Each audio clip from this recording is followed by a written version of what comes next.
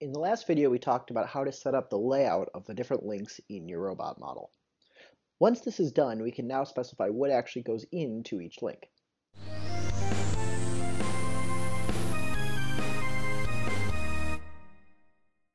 So when you click on a link, you'll get this page here, which will have three separate component models that you can choose from.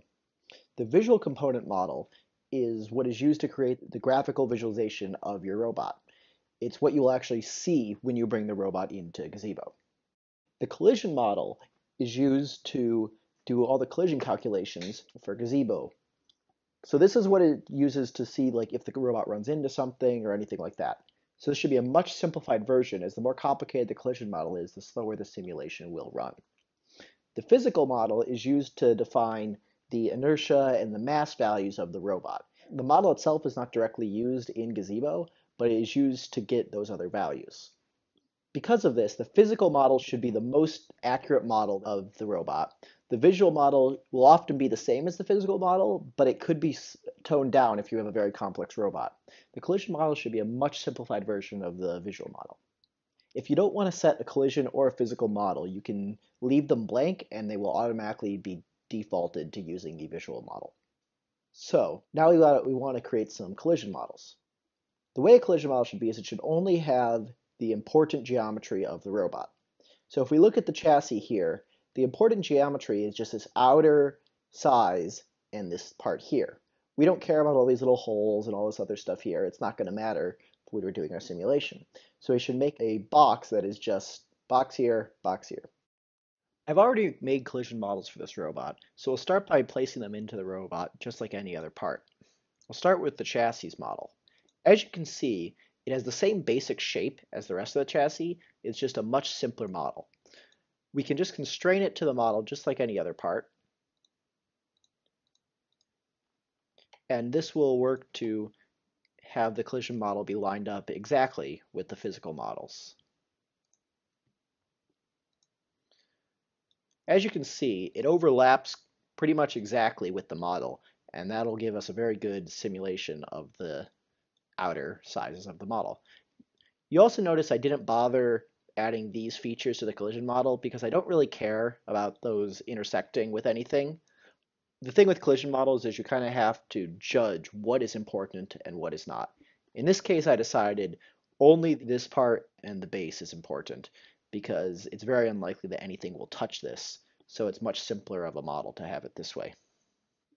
As you can see, I've now inserted the rest of the collision models into this robot.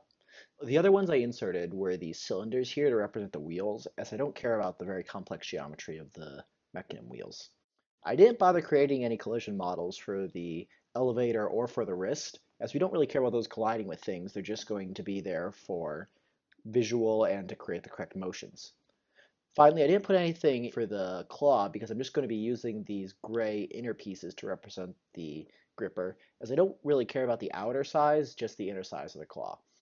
Depending on your model, you may need to create more or less collision models, and they can vary in complexity. Now that I've added them in here, though, I probably want to hide them. It's be very hard to work on this model with these large things here. We can just hide them the normal way in SolidWorks by clicking on them and hiding them.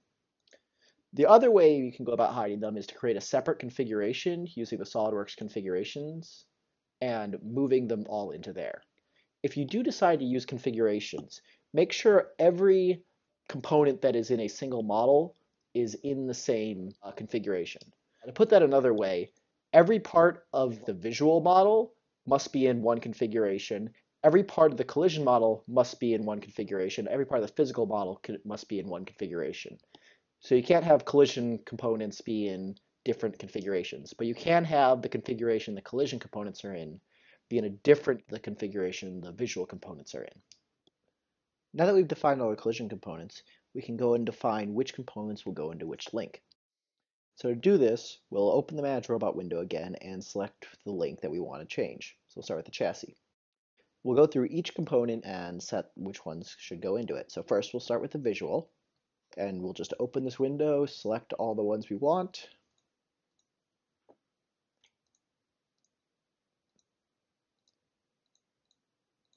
and then return back to the other window.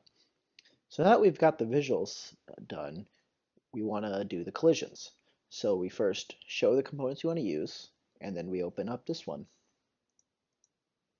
So we'll just select the ones we want, which in this case is just the single collision model, and return.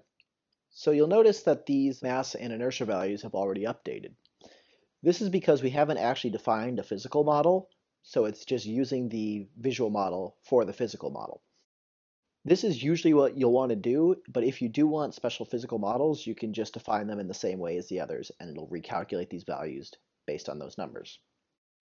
If you don't want to have a collision model, like say for this elevator one, we can go into the collision model and just check this no collision models for this link. This will now be a completely blank collision model for this thing, and it won't be able to collide with anything. So we then repeat this procedure for all the different links, making sure to set the values for everything. Now that we've defined the components that go into each link, we can define the physical properties of the links. These are specified using these various constants here in the physical properties. The most important one usually is the mu values, which are the friction coefficients in two different directions. 0 being no friction from the link and 1 being a lot. The Kp and Kd values are used to specify how resistive the link is when pushed on. So a very high Kp or Kd value would indicate a very hard surface, and lower ones would indicate softer surfaces. The linear damping and angular damping values are what kind of damping the link will undergo when it's moving. Finally, the self-collide checkbox allows you to set the link to collide with other links in the model. It should be noted, though, that the link will never collide with any other links it is directly attached to by a joint. The KPKD values, as well as the linear damping and angular damping, can often be left blank, as they oftentimes are not needed to be specified. You can also specify the inertia values and mass values by hand if you don't want it to automatically calculate these for you.